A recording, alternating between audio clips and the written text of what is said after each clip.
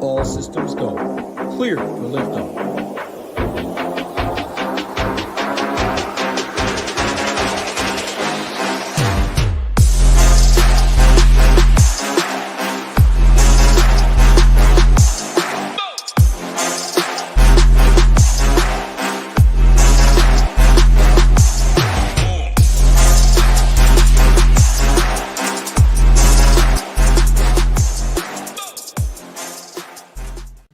What's up, everyone? Tyler Tamboline here, aka ToeTagginTambo, back for another edition of the weekly First Look, here with my guy Degenerate75. As always, we do the show every week, rotating channels, his and ours. Congrats, by the way, my friend. I'll bring you in 5,000 subscribers. I saw over the weekend, so nice to see that. How was your weekend, and what's going on? We're going to get into this. I mean, you know, just like all of 2023, a complete cock tease. The big $5 just needed to fade a Sam Ryder birdie on 18. I win the drive the green, and then last night, freaking Devonta Smith, he's my captain, and he catches the ball and goes down at the 1. So not only does he not get the 100-yard bonus, he doesn't get the touchdown, or I would have shipped the $100 single entry. So, you know what? Even when I get bold and I play a different captain, let's play Devonta at captain. I still don't get there. Slappy, just not running pure in 2023. Yeah, we had a member last night. Shout out to my guy, Mark F. He won the Mega Milli and the 222. So 1.1 million across those two lineups. Our guy D-Dry was up there for 47K in the big one, but you don't even need to say D-Dry's up there. I think it just goes without saying, because I literally see him up there every time. Yeah, I agree. It's been crazy. Congrats to all those guys. Congrats to any other winners out there. Appreciate you joining us on this afternoon. We're back at it. So just to give a little theory up front and talk through it here for a second. So we're not talking about the Thanksgiving slate. Early happy Thanksgiving to all my American friends. I will say that, but we will have different coverage between the two of us posted across our channels that you guys will be able to watch. We are going tomorrow at 10 a.m. Eastern on the Mayo Media Network very early. When is yours going to be? Tomorrow night? Yeah, just instead of the golf stream that I always do, 7 o'clock in the Lord's time zone, just tune in and watch football tomorrow instead of golf. Yep, 3-gamer for that. And then also we've got the Black Friday game this year is going to be on Friday. So I know we're both doing Friday shows for that early on in the day so you guys can get all the content that you need for both of those. We will have a 10-game slate this week that we're going to walk through, and they split it up nicely. There's 4 afternoon games, 2 earlier afternoon, 2 later afternoon. So it's set up well, I think, for just having 10 games. Last week I did my review earlier, breaking down my King of the Beach lineup. It was pretty much over at the half, or at the halfway point. I'm saying, like, the guy had run away with it. He was at 211 points. There was a few lineups behind that had stragglers, but like they needed 40-point days from CMC and somebody else to even have a chance to get up there. So it was kind of dead in that sense, but this slate looks to be a little bit more spread out. Anything else you want to talk about from last week, or any thoughts to bring over before we get into breaking these games down? No, just, I mean, not a ton of injuries from this last week. A couple that we have to monitor, but outside of the Joe Burrow news, I guess, being out for the season, it seems like, there's not as many huge injuries, which, never opens up as much value when you don't have those lingering injuries. Yeah, this is going to be an interesting place to start then, because we'll dive right in. First game that we're going to talk about is this. It feels like Houston every week. We're talking about them, and we'll be doing it again because last week, Lawrence crushed. Stroud did really well. I mean, there was other people in there, Purdy, Kyler Murray, they could put it together different ways, but those two are going off here against each other now with a 48.5-point total. And okay, the afternoon. So Buffalo Philly is also 48.5, but I do feel like this is the more stackable game. So let's get to this one first. Let's talk through it here. Jacksonville, Houston, where do you want to start, and what are we breaking down? What do you got? It's going to be the most popular game. It has the Holy Trinity, right? It's in a dome. It has a competitive total, and it has efficient offenses. That's the Holy Trinity that people look for. And if you want to add a fourth one to that, and why I agree with you, this will be more popular than Buffalo Philly, it's just so much easier to get to the guys in this game, just mathematically, right? I did notice CJ Stroud up to 7,700. They are really starting to price that guy in elite motherfather territory. And like, you're paying a big price for a guy that has to get it done through the air, almost exclusively. He does not really run the ball that much. Yeah, he does get it done through the air, though. So there is that side. He's pretty good at it. I just can't believe, like, I'm considering CJ Stroud in the same category as Patrick Mahomes, right? Like, that's where he's getting with his pricing. Yeah, it's getting up there. The difference is, I guess, too, a little bit, at least we kind of know who he's been throwing to, or at least what that's looked like. With his love for Tank Dell, you can go from there and start that way. But just going back to both sides, I guess the Jacksonville side still looks a little bit better on paper early on, just looking at it first. I mean, like you said, $1,300 less for Lawrence. I think that's going to be appetizing. Dell is 6,900 now, so I guess gotta see what happens there. But Ridley only up to 6,000. Christian Kirk 5,700. We've been doing this back and forth with them all year. Ingram only 4,200. So if it's anything like last week, you can just plug all these guys in together and then fit the other pieces around them, and you're good to go. But that's what I see happening early on. Our guy Nick said, where did he say? That's another good point he said, but this Jacks game going to be mega chalk? It looks like it early on, at least in my look. Is this a thing that whenever Zay Jones plays, Ridley seems to go off much more frequently? Like it seems to hurt Kirk and help Ridley when Zay Jones plays. I know it's only anecdotal. We only have about 3 or 4 games of evidence of it, but it's pretty clear that it's a thing. I talked about this on the review show too. It definitely came out yesterday before the game. That was what all the data sites were pointing towards, that it is a thing. The argument is, like you said, what type of sample are we talking here? And it's very small. So it's like, it's been a thing. Does it seem like on paper it should be a thing? Maybe not. And then what are the schemes that we're going up against and all that would make it work for that sense? Like, what if it's supposed to be a Ridley game and then it ends up being a Kirk game? Like, based on what people would think coming in. So this week it was a Ridley game. It was a thing. It did become a thing, but I'm not sure if that's going to matter when you just talk about from the whole slate perspective. This game is just so much more stackable right out of the gate. And then we're going to get into totals of 34, 36, 42, 43, 33, 35, like really, really low totals until we get to the afternoon. So do it that what you will, but I think this is going to be a popular spot. If we're doing the same thing, isn't it a Nico Collins week? Like, everybody's going to get on Tank Dell. And like Nico Collins is like going to be the guy that is going to be forgotten about, right? Like, I think people are going to go to Ridley and leave Kirk behind. Maybe people are going to go to Dell and leave Collins behind. Now, I'm still not convinced Nico Collins not the number 1 wide receiver on this team. I know Tank Dell's been awesome, but like, I think it's kind of a moving target on who's the number 1 wide receiver on that team on any given week. Yeah, we were watching it last week at the King of the Beach. Sweat and one of my guys there had a Stroud lineup, and Collins, what he needed, there was still action there for him. Like, he still had opportunities. It just didn't go his way. And then the chat's talking about too, the Noah Brown news. We'll have to wait and see there, but I think he's expected to be back. Schultz maybe could be a Schultz spot. Let me just see here. Yeah, could definitely be a Schultz spot. Don't hate that one either. I think, like you said, though, that's one thing, and then we'll move on, but this was a game to spend time on just with how it sets up is who's going to get more popular, Lawrence or Stroud? Well, it's a $1,300 discount, so you just have to assume that it's going to be Lawrence. Yep. Collins versus Dell. And then, like you said, Ridley versus Kirk. And even if you go tight end, 2 different teams, but compare it, Ingram versus Schultz. Ingram's much cheaper, makes that other stuff work. Maybe it's a time to hop on Schultz. And Nick said it, right? This is it right here. Shout out to my guy, Coach Reed. What's up? I see you, man. He's in here watching the shows. Appreciate you. He said, Schultz, he said Noah Brown should be back. And we watched that. And then Nick said Schultz week. So we'll see as the week goes on what we can do there. Let's move on to this next game, though. Big injury news with this one, obviously watching it last week. It was the Thursday Night Football showdown slate. I had just arrived, actually. I had a little bit of a delay in Miami. I get there. I see Mixon gets a passing touchdown from Burrow.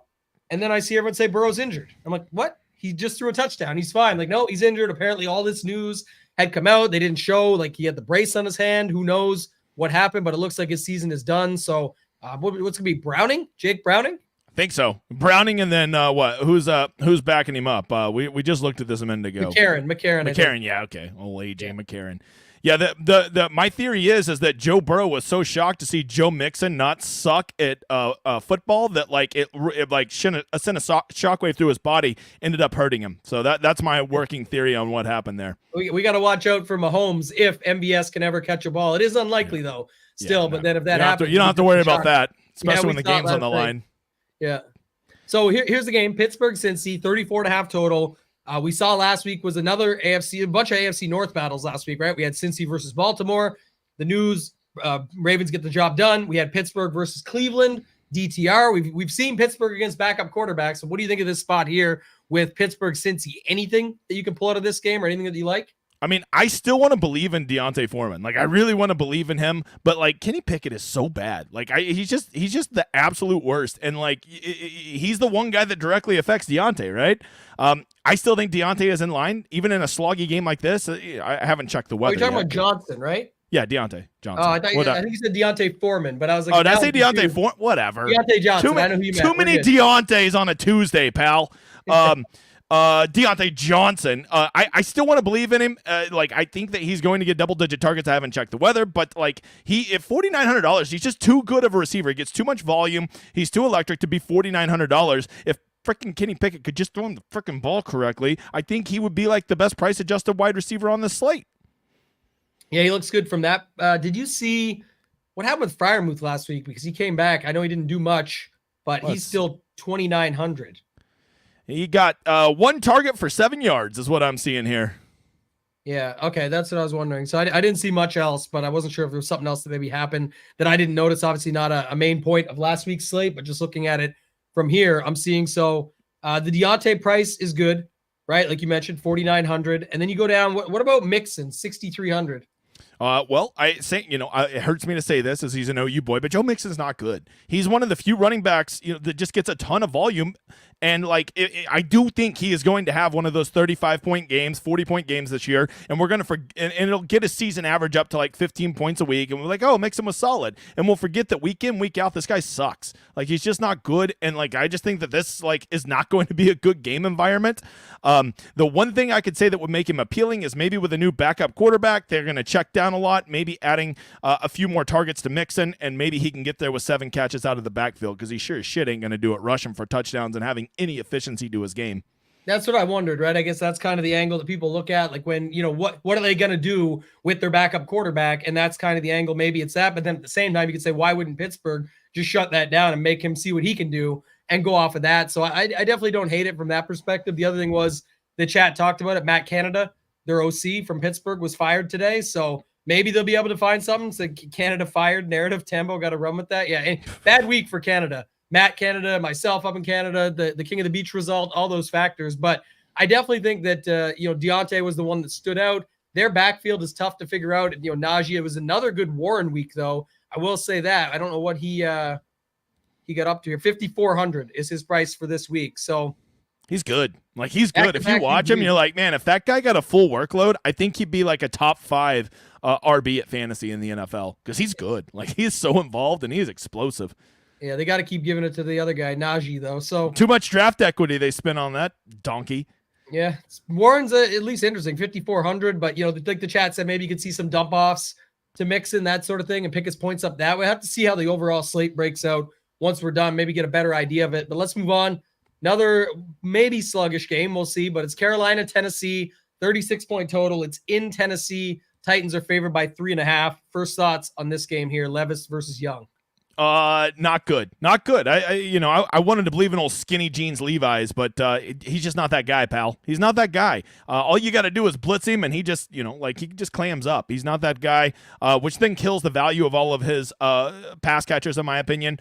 I still want to believe Derrick Henry's going to have one of those weeks, but I think it's just time to accept that maybe Derrick Henry is a little dusty. And if you watch the Tennessee Titans play, Tajay Spears is electric. That guy's good. And if I'm the coaches, I'm like, I want to get that guy the ball more than Derrick Henry just falling forward for 3 yards every play. So, it's getting really hard to play anybody. Adam Thielen still at 7,300. It's just a hard pass for me. This is not going to be a great scoring environment. I don't know. Give me somebody. Anybody. Chuba Hubbard maybe at 4,800? Yeah, maybe. It's not December 1st yet, though, so we might have to still wait for Derrick Henry. That's the D-Hember, as we always like to talk about. That might be the only chance. Hopkins now, I think there was another good game this past week. I don't know if you want to go back to that spot, but he had – what did he end up getting? The 4 for 59. Yeah, 15.9 is solid, but, it's when I pay over $6,000 for a receiver, I want him to have that big upside. And outside of the one, I just don't think he's going to have a big week. He doesn't ever get to play Atlanta again. So, I know he has that one blip on the radar, but that was before teams realized that you just blitz old skinny jeans and he can't handle it. Yeah, Thielen, you mentioned him, I know, but it just, the only thing to note on that is he sort of dropped back to reality now, right? 13, 15, 16 at that price. It makes it a little tough, but the targets have still been there. 11, 10, 11, 13, 13, and 5 of his last 6. Still getting the yardage, just not really 8 for 74, 6 for 42. He's getting the opportunities, I should say, but just not what we've seen or what we'd like. So we can move off this game. Any love for the defense, as somebody asked? Oh, absolutely. Anytime you're playing against these quarterbacks, I'm all about these defenses, especially if there's a chance that you think, if you think one team's going to be getting ahead, give me that defense that's going to be getting ahead, because now you're going to have either Young or Skinny Jeans throwing, 40 or 45 times against a defense that's pinning their ears back every play. That's a good situation for fantasy scoring. Yeah, we like this one, too. We just talked about Tajay, but this is the $4,400. It's not like it used to be where you could get a guy at $3K or $3,500 and play him as the backup and hope for the best. You actually still have to think about it when there's a price associated with it. So weather. He, things of that too. Like I definitely think that's the case there. Henry, and making fun of Derrick Henry. We'll leave him be. We won't go too hard on the guy, but it could be a big Derrick Henry week. Just not sure if it's going to be this one. Coming up though, December is usually when he gets to the winter tires on. So let's go to a more fun game. New Orleans, Atlanta, 42.5 total. The spread's almost even. Waiting on, I think, car news, right? We got to see what happens there, but lots of options. It looks like within this game, I think Michael Thomas news, waiting on him as well. But where are we at with this one? New Orleans, Atlanta. I'm just going to tell you right now, and I did this last week, right? Remember when I was just like pumping the tires for Justin Fields, and I just couldn't get that thought out of my head. I ended up running all Justin Fields stacks this week. I'm going to tell you right now, if Michael Thomas is out, and Derek Carr is out, and I can go Jameis Winston, Rashid Shaheed, and Chris Olave, every single stack will be that. That's just so nutted because Jameis don't give an F. He's playing in a dome at Atlanta, who's always capable of a shootout. Yes, Jameis Winston may throw 3 interceptions, but that's only going to help the game flow, right? And then he's going to have concentrated usage on his pass catchers with Olave and I presume Shaheed being the clear number 1 and number 2 targets. This is a great scoring environment. This is a way you can go get a stack that has big upside that will be dramatically lower owned than Lawrence and Stroud stacks. Yeah, I don't hate that. The chap's talking about Ritter back now, too, so we'll have to see, how that goes. But I like your side of the ball that you're going with here. I think it's fine either way, and I think you can see sparks. It's going to be, one of these battles that we see back and forth. Definitely opportunity here. The other thing we had pegged last week, by the way, we'll get to it in a second, actually, but you did say that. You said you want to win all the money, go play Justin Fields stacks. And then the other thing was we said, remember the 10-point spread for the Washington Commanders. Yep. I was like, that should just never be a thing. And don't be surprised if the Giants actually win the game. And that's what ended up happening. So just wild, but a couple good calls there we had last week. That was one that you had there. So I'm with you on this one. Again, wait on the news. Definitely would like to see it. If it's going to be a spot that you can load up here, like you said, Shaheed, you go with Olave, any of those guys. What about Bijan? I don't think anyone mentioned him yet. Do you have any thoughts? Yeah, no, he'll be a nutted run back. I feel like Atlanta finally realizes maybe this was the plan all along, was to ease him in, but you can just see him trending, and like he is due for a big game. 22 carries last game. I don't care what his ownership is. If I'm running Saint stacks, Bijan and Drake London will be in so many of those run backs. I'll just go super heavy on this game and go down because you know what? Sometimes when two shitty teams play each other, they accidentally become good. Yeah, Pitts or Jonnu too. Everyone talked about their rank. You can see that, but again, you just want to see what happens. I don't mind though, and if you're stacking it up, they definitely get into the mix as well. Let's move on. Let's go to the next one. Tampa Bay, Indy. About halfway through this one. If you guys are just joining us, do us a favor, smash the like on the way in, subscribe to the channel. When we get to 5,000 subscribers, we will be giving away an annual membership to SHIPITNation.com, a whole 1-year membership. So subscribe while you're here. Let's talk about this next one, DJ. And we got Tampa Bay, Indy. Very similar to the last one, 43.5 total, tighter spread, all that. But where are you going in this one to start things off? Indy, Tampa. Another game I like. Like, this is of all the early games, like, of course, Jacksonville Houston is the most likable one because it's most stackable. But like, if you want to get a little bit different, get some action on some early games that you can get dramatically different, this and that Atlanta New Orleans game are it. It has a competitive total. It has not putrid offenses. I don't want to say efficient offenses, but these are not the worst offenses in the NFL. And it's in a dome. So it's like 2.5 of 3 of the Holy Trinity, right?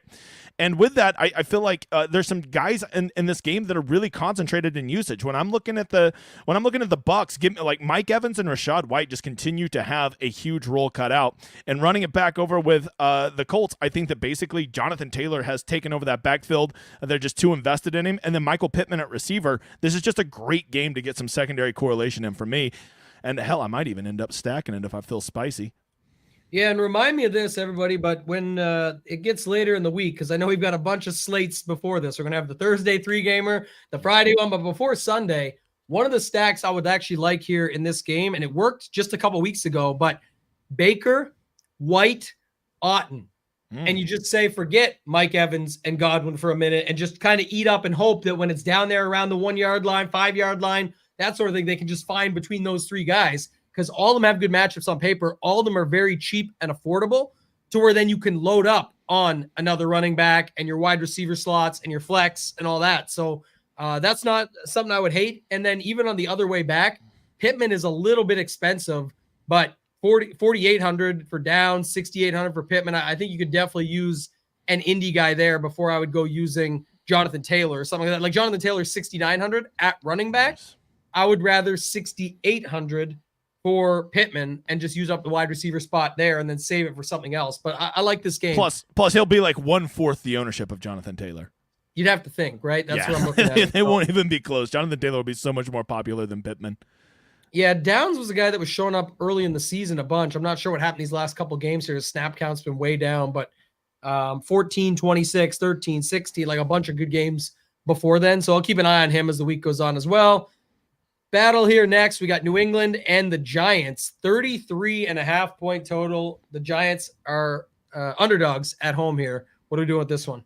I mean, games like this, a lot of people just start Xing them out. But I think on a 10-game slate in the NFL, it's a little short-sighted to just completely mark out a game without considering at least a piece or two, right? I think people will come into this game and get the defenses, but to me, the interesting part is the running backs. I think that the running back for either side, Barkley or Ramondre Stevenson, if we get word that Stevenson's playing this week, are two guys that are trending and can break a slate, and you'll probably get, I would guess, both of them.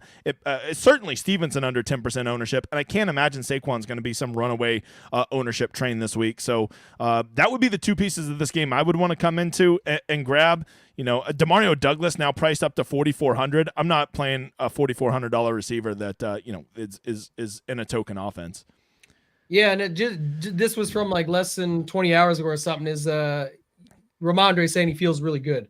So hopefully that's the case. And then, like you said, being able to go and play him here, I think would be fine. Just looking at it from the other side. I mean, any of those guys you could play. It's like you said, it's a bit of a price bump. $4,400 for Demario Douglas. The chat already talked about this. Demario Day. People like him, right? Regardless of his price, just because it's not getting too expensive. 4,400 is up there, but when you go 9, 7, 7, 6 targets for the last 4 of his last games, I mean, I don't think people hate that at that price. So I could see him getting a little bit popular. I like your Ramondre call there. No DeVito stacks last week. You could have just stacked DeVito, Slayton, and Barkley. Want to try that one out? I mean, I just want to get to this point. I said on my stream, much like you said last Tuesday on the show, like the Giants are going to win this game because anytime people start convincing themselves that an NFL team has no chance, you're being silly. The difference between the worst NFL team and a middle of the road NFL team is about that much. And on any given day, they can win. And like everybody just writing off the Giants. So many people took the Commanders at Survivor. I'm like, bro, you're just playing with fire. Like the Commanders suck. They're a middle of the road team on the best day of their life, and they get their the break speed off of them. I think the Patriots play a little bit more defense than the Commanders, so no DeVito for me. Yeah, defense is in this game. The Giants are 3,500. The defense for the Patriots 3,200. Yeah, I mean 3,200 is usually my cutoff on defenses, but I might be able to get there. Saquon again, go back to the well with the Giants D. It worked really well last week, but I think also too, we reviewed it earlier. What we looked at also was more of the leverage play. A lot of people playing Brian Robinson. Of course, I leveraged it with a Sam Howell stack. It didn't work out when Curtis Samuel's trying to fight linebackers. But either way, you look at it from that perspective. Last week, we at least had a lot of leverage with the spot. I don't know if we'll see the same thing here, and we'll be looking for more of that later in the week when we get a clear idea of what the rest of the field is doing. That's it for the morning games. We've got the 4 afternoon games, starting with Cleveland at Denver. 35.5 point total. Denver favored by 2.5 at home right now. Man, this one is, I don't know. I'll let you take it away. I don't see a lot with this one either, but maybe you can convince me different. Yeah, I mean, 2 sloggy teams that are not efficient and likely to have bad weather. We call that the anti-Holy Trinity. There just is not a lot to like about this game. You know, I'm still always very bullish on my dude Javonte Williams' talent, right? Like I always just want to go back and play him, but like it just never materializes into the touches I want. Even when he was starting to trend with 20 plus touches 2 weeks in a row, now he's back down to 11. And so like I think the Broncos, I don't know if they're purposely trying to tank, but it seems like they're tanking and like they're almost unplayable. Yeah, I like a couple of calls here in the chat, actually, in Njoku's spot. He's been 15 targets last week, 9 the week before that. But I mean, just looking at the last week stuff, because we are going to have DTR in again, it looks like. So if you got that, you got Ford is 5,600. Yeah. And he had 7 targets last week. Ooh. And scored a touchdown, had other stuff going on too, like 12 on the ground for just 31, but still 5 targets. Nothing to shake your head at there. And then a touchdown is helpful, of course, but 5,600. I mean, we'll take what we can get. I like your, always bet on talent type thing, Javonte, but I don't think I'd be fully stacking this. I'm just using pieces. I like Ford. I like Njoku. What about Njoku? Likes to burn his face off. The fact that he's in the snow, is that a narrative we could run with? That maybe he'll find some safety there? I don't know, but he 15 targets. I'll take a shot in any weather, in any situation, if that's the case, just to say it. But Cleveland also, tough team to face. The defense has just been incredible. So let me just look at their defense price here too. Defense is 3,200. Cleveland D is 3,800. The Denver D is 3,200. Sorry. So any love for either of those sides? Oh, Denver defense, definitely. And maybe even correlated with Javonte Williams. DTR gets in a bad script. This game could get ugly real quick for him. Yeah, that's true. Don't hate that. And 5,700 on Williams, but it's crazy. Ford is just $100 less. I wonder where people think they'll actually come in at, but I just was curious, that being the $100 difference. And then Chad talked about Judy and Sutton. So Judy got 7 targets last week, up a little bit from what his usual is. Sutton, though, I think had another good game, right? It was another touchdown. He's going on a touchdown streak now. Wow, I didn't even notice that. 1, 2, 3, 4, 5, 6 games in a row. 5 games in a row, with a touchdown. Took a game off. A touchdown in each of the 2 games before that. Took a game off, a touchdown. So he's just been the single touchdown guy. Anything on those wide receivers for Denver before we move on to this third last game? No. I'm probably going to go elsewhere is going to be my answer. Yeah, if someone said Ford, Sutton, skinny stack. I think I would like Sutton. Just it's tough. Maybe I was going to say more on FanDuel just because you get that touchdown upside because he's literally had a touchdown every game, but he's also only 5,400. So yeah, you can play him on either site. I just think, I don't know if I have a lot of love for this spot. I like those Cleveland one-offs a lot better. I'm not sure if the touchdown will be enough versus what else you need to go with it. And the Cleveland D, very strong.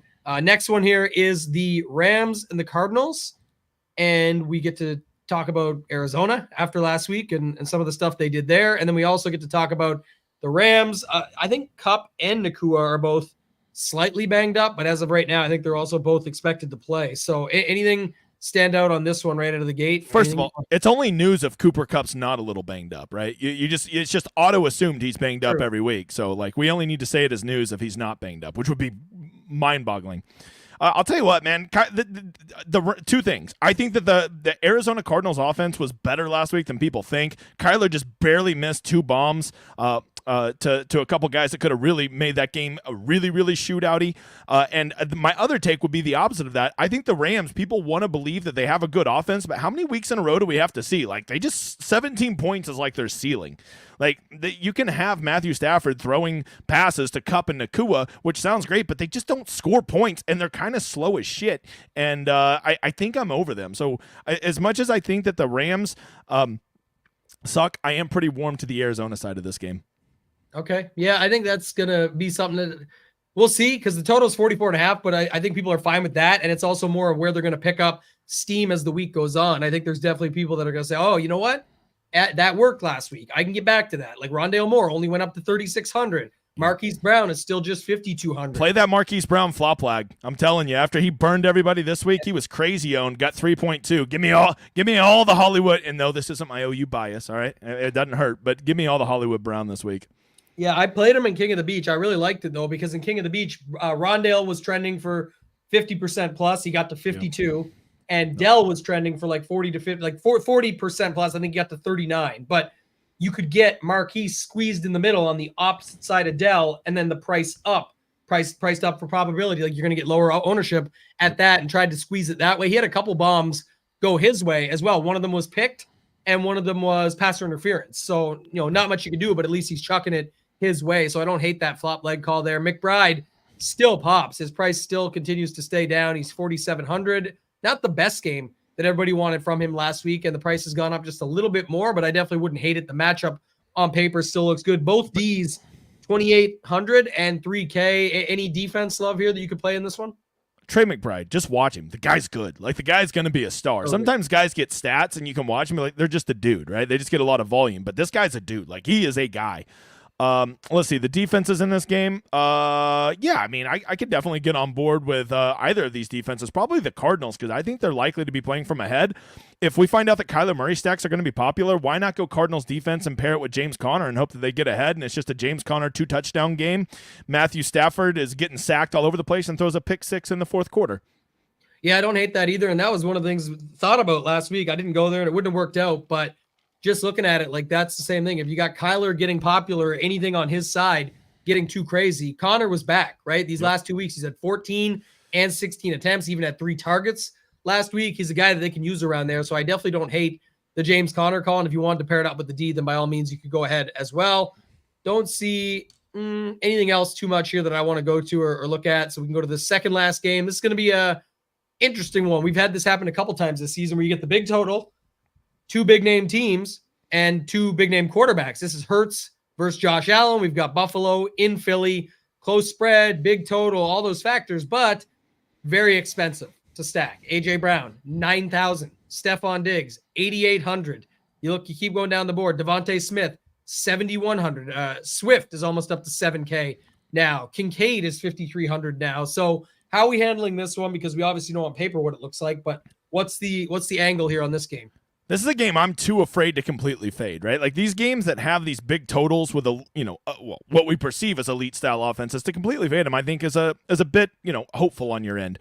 So for me, what I'm going to do, I'll be underweight on this game. I'm definitely going to come in and get a piece or two of this game, but I'm going to kind of try to come in here and get the affordable pieces and hope that those are the guys that go off and steal a lot of the action. DeAndre Swift looked pretty awesome last night, to be honest. Very involved in the offense. They're getting him the balls in all kinds of different ways. He steals a touchdown, maybe 2. That could be what you need. And then for the Bills side, I think like just maybe Kincaid or James Cook or something like that.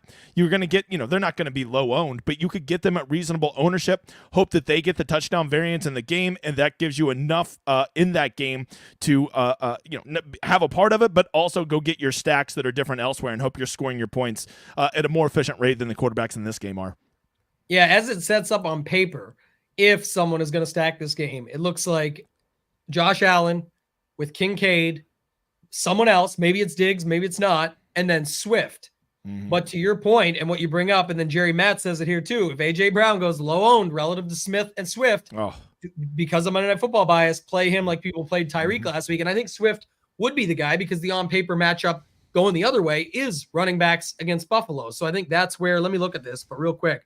If I plug in Josh Allen. A.J. Brown at $9,000 with flop lag, he might be the steal of the week. The more I think about it, I'd be shocked if he gets over like 7 or 8% owned this week. Yeah, and it doesn't feel like, and I think if anyone was going to that spot there anyway, I think they would go to the Diggs side for $200 less, amongst other options on the slate. I'm just saying, I feel like within this game, that's what people would want. If you go Allen, Diggs, Kincaid, Swift, it only leaves you about 4,200 left. So. Right. In my opinion, you're not even getting the best plays in that game when you do that either. Yeah. So what's the other setup here? If you go like, ones if they go Josh Allen, Kincaid, and Shakur run it back with AJ. Is there anything there? Maybe. I can pull that up. I was just thinking another thing you said though that would stand out to me is we do like Kincaid. So how can I still play Kincaid but get different? And I think it's to go to the other side and just play Hurts, AJ Brown. And if it is the A.J. Brown, the thing about A.J. Brown is he typically comes along. When his big games come along, it's typically bringing Hurts along versus other receivers that you see like, let's use Keenan Allen. Yep. Keenan Allen can go 10 for 140 and 0, still be huge, but that has nothing to do with Herbert beyond the 140 yards that go with him. So Herbert has some yardage. Yes. But how does everything else go? What Eckler ran him in for 2, all that. Like it's not necessarily that you need both. When A.J. Brown goes off, it's typically going to be a standard classic, what we're used to. A.J. Brown, 2 touchdown plus game. So you just go Hurts, Brown, and then if you want to use someone like Kincaid, that's a way that you could still use them and finish your stack there. Now you have almost 4,600 left per spot, and you get a cheap D in there and all that stuff as well. Without a ton of value on this slate, it's going to be very hard to play Stroud, Jalen Hurts, or Josh Allen and still be able to get A.J. Brown in there, right? Like you're just spending so much money on 2 or 3 of your spots that this is all the more reason that I want to come into this game, grab a one-off piece from each team and go play some cheap, icky stacks from other games. That's how I like to do it. Is the Shakir play chasing? Yeah, I think so. I mean, the guy's been playing really well, but I mean, when you play guys like that, you're playing with fire, right? Like they have to get it done with so much efficiency. I don't love it. He's still clearly the 4th target on that team, and when you're playing a 4th target on a team, you're getting yourself into a very narrow game script of which that guy can be successful. Yeah, I looked it up, so it's very close actually in price, and you use up another spot. I like Shakir in the game stack though, like you said. So if you go Allen, Shakir, Kincaid, run it back with Brown, then I don't hate it. It's fine. You have 4,800 even left for 2 running backs, a wide receiver, a flex, and a cheap D can make it pop up so that you can be good to go. But just going back to it, I'd almost free up all the other spaces. I'm sure there's going to be more value. Hurts is getting all these rushing touchdowns and the brotherly shoves that if I go again, Hurts, Brown, you can go Hurts, Brown, Shakir, or Hurts, Brown, Kincaid, and just do it that way. But I actually wouldn't hate it. I think that's an angle you could definitely take on this slate. If Shakir is going to be the guy that makes it all work, I'm okay with it as long as it's within that matchup that you're using to push it. And like I said, if you just go back the other way and you go Hurts, Brown, Shakir, it's the same type of thing as well, around 4,850. And this is like you mentioned Cooks versus Swift. You could definitely do that too. Cooks just doesn't seem. I mean, like what happened last week is they finally. Dude, he's just got a case of the fumbles. They fired their OC. No, what happened? They fired their OC. Yep, Ken Dorsey, see bye. Yeah, and then everyone's like, "Oh, look at this! Now it's not the Latavius Murray show." And James Cook, was up to 17 attempts on the ground and 4 targets. And 4 targets, yeah. That's pretty nice usage. He just does not get in the end zone very much. That's the only problem. Also, Philly's just so good against the run. Like for him, we don't. What has been Cook's? What's the James Cook ceiling game? What is it? What, like last all week, season? 19, I guess. Yeah, 19.2. Well, he had a 22.9 the first or the second week of the season. Other than that, he hasn't broke 20 the rest of the season. So we would take it, obviously, at that price. You say is that good enough? It is. But we're saying that's been his ceiling, really, what you're looking at. So he has to do that. Now it's going up against the tough spot here. I think the other way to build it that we were looking at first. So, I mean, we spent time in that game because obviously another big total, a big decision point. It'd be a late swap slate as well. Like if if you're in the afternoon and you can get to that, then by all means. If not, then there's other options that you could go to here. And I think this next one is going to be the talking point. James Cook's role is just like Isaiah Pacheco, and we saw what Pacheco did last night against the Eagles defense. I mean, it was okay, but it wasn't anything spectacular. Yeah, I agree. Okay, and then speaking of them, the Pacheco and the Chiefs, KC and the Raiders is the last game on the slate in Las Vegas. Kansas City favored by almost 10 on the road. Love this game. I mean, like it's in a dome. Las Vegas, I think like this is just one of those games where everybody's going to say the Raiders have no chance. The Chiefs are just going to walk all over them. And I think you're going to look up and see that this game is like the Raiders have like 14 points in the first quarter. And you're like, oh shit. Like this just seems like a very sneaky shootout game. The Raiders still have weapons. Josh Jacobs, Devontae Adams, those guys are still good. Jacoby Myers is good. Is there any chance that our boy Garoppolo is going to be back this week, or are we still on the AOC train? That would be the big news I would want to know. I think we're still waiting on that. Yeah, so if Garoppolo's back, I really like the Raiders. Like I want to get a piece of this game. I don't play Patrick Mahomes on main slates, but maybe Kelsey and then run it back with a Raider stack or something, especially if Garoppolo's back. I just have a feeling that the Raiders are going to come out, and this is going to be another one of those games that we see every week where people convince themselves one team has no chance against another team. And in the NFL, especially when a team's at home, you should never do that. Mm-hmm. Yeah, I like that call too. Just to say it, I definitely think that you could set it up that way. We'll wait and see on the news at quarterback, but I think it is AOC. So just 1 second here. I was just looking up news on it, but it doesn't have the latest news on it. So, but this was from before, and it said that they're moving to him. So we'll have to wait and see on that one. But I don't keep up with Garoppolo news. No, neither do I. Pacheco's spot, just on paper, what people are going to be looking at. And then, I don't know, maybe like Jacobs and Pacheco. It feels like the running backs will be more popular in this game than anywhere else. I don't know. Is Justin Watson going to be chalk after last night? He's $3,000. I mean, honestly, I took away from that game. A lot of people are saying, he was on my lineup. I was cheering for him. He got a ton of targets, but like he also dropped a lot of passes. And I can't imagine the coaches were super happy about he dropped a very crucial 3rd down play. He dropped the 4th down play at the end. Like the guy could have had just a absolute monster game, and he didn't. I think that variance is going to catch up, and all those receptions or those targets that were going to him last night are going to get distributed to the 47 wide receivers that the Chiefs have. Yeah, and this is the case. Like, this is what it's been, but that's what the last news was. We're saying, will they switch back? Because just a reason to switch it up. Like, who knows? They don't really have much either way to go off of, so we have to still wait and see what the official news is. But, yeah, Watson was the other guy I was thinking of last night here. Adams is 7,800, so you can definitely get to him. It's really tough to pick out that Kansas City side, though. Doesn't Kelsey just always smash the Raiders? I feel like that's the stat we look at. Man, 8,200 really gets you into, like, it really shapes what you can do with the rest of your lineup. And I just don't know that if I want to be that married, because at 8,200, at minimum, he better be boat racing all the other tight ends in production. Like, he better be 10 points clear of every other tight end to justify that. Yeah, this is true too.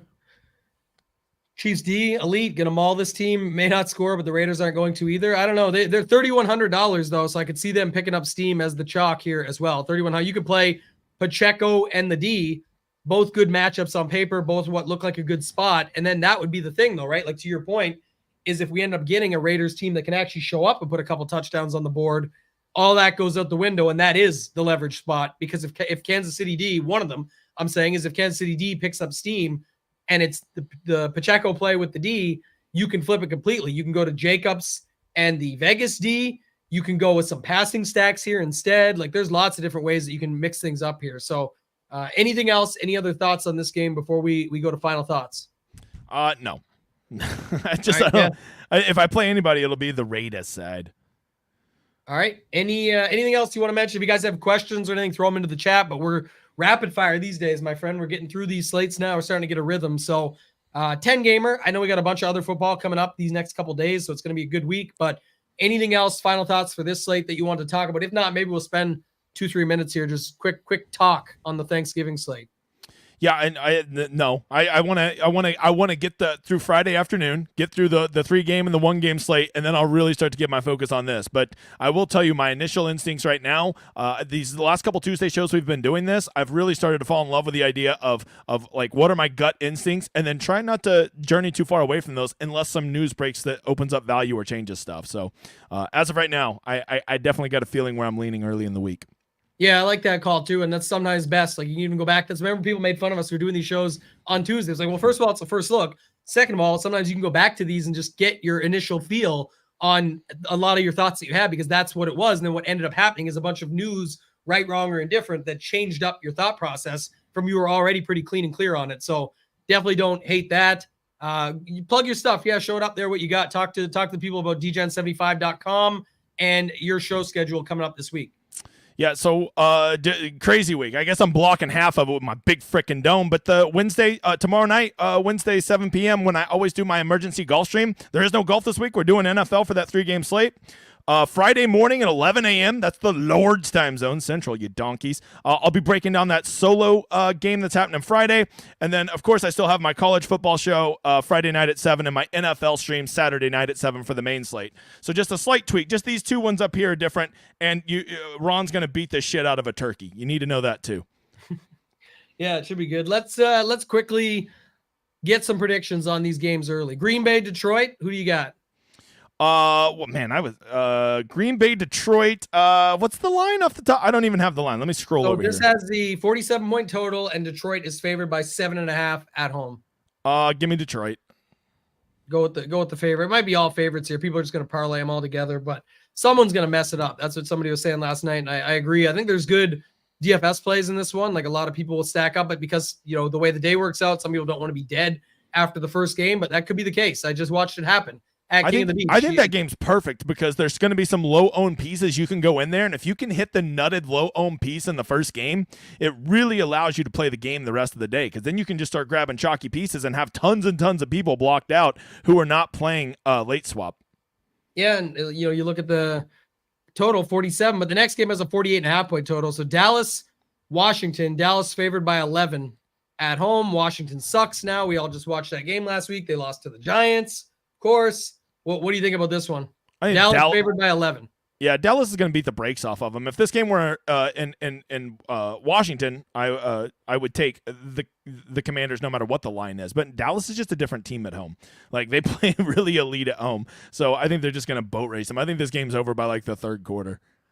What about Tony Pollard? Do we go back and do it again? That guy is so dusty. That dude is so dusty. I mean, so dusty. But yes, I'm going to play him because I'm telling you, he's just like Joe Mixon. He's going to have a 35-point game. He's going to get his 2 touchdowns, maybe get his 100-yard rushing bonus. And then at the end of the year, people are going to look back and be like, he averaged 18 points a week. He wasn't as bad as you think. And like, they're going to fail to realize he got it all done on 2 weeks to bump up how putrid he was week in and week out. Yeah. I might have to play Sam Howell one more time. Try it out again. People making fun of it. The dude played like shit and still put up 21 DraftKings points He is 6,200 here. There is options that you can go with, right? We talk about it all the time, but there's McLaurin, there's Dotson, there's Samuel. Samuel should be fresh. He didn't even play the whole second half after getting ejected. So we'll see. I would say over under 50 passing attempts for him in this game. So he might be able to just accidentally get their own volume. Yeah, he threw another 45 last week. That's kind of what you expect with him now. So don't hate that. I actually do think, interestingly enough, that this would be the spot. Like if I was playing just from a spread perspective, I'm playing Washington plus 11 is what I would play. If you're wondering which of the teams I think would be the upset, it's on the spread, not outright, but I do think Washington would be the one that would play spoiler. We've seen the Cowboys have duds in spots they're not supposed to. Would they lose to Arizona earlier this season or something? Or I can't remember what happened there. But at Arizona, week 3, right after they were looking like gods. And they're like, no, we suck. At least bring us back down to earth. Exactly, yep. Yeah. And last one was San Francisco, Seattle. 43 points total. San Fran favored by 7. Just because I don't want to be a noob and take all the favorites, I guess I'll take Seattle here. Yeah. This just strikes me as a 24-21 game. San Francisco just ekes it out at the end. There, I like that call, yeah. McCaffrey is 8,700. Just looking through some of the plays. Oh, shit, he's only 8,700. Oh, my God. He's going to be 50% owned on this slate. Yeah, Debo's 5,900. We got some Best Buy pricing. Ayuk is 7,000. Gotta love that. Can't do it again, right? Ayuk's the number 1 wide receiver there. I was all about him this last week. Somebody's like, "This is a Debo week." I'm telling you, dude. Ayuk's the dude. He is that guy for San Francisco right now. To me, he's clearly above him in pecking order. But Debo does have a magic nose for the end zone, so you can't discount that. Yeah, this looks like a good slate, though. We'll get into it more on our streams that we got. Anything else you want to mention before we get out of here? No. See you tomorrow night at 7 o'clock, you donkeys. Yeah, we'll be back tomorrow morning, 10 a.m. Eastern, 11 a.m. Eastern. I should get this right now with the time zones. We're doing 2 different time zones all the time, plus my own. So tomorrow is 11 a.m. Eastern on the Mail Media Network. Hoop, Title, and myself going to be giving away a 333 ticket from our guy Mark, who just shipped the Millie last night. He just hit me up. He's going to send that out. And then we're giving away a free monthly membership as well. Do us a favor. Hit that like button, subscribe to the channel. That's going to do it for this one. For Degenerate75, myself, ToeTagginTambo. Let's ship it.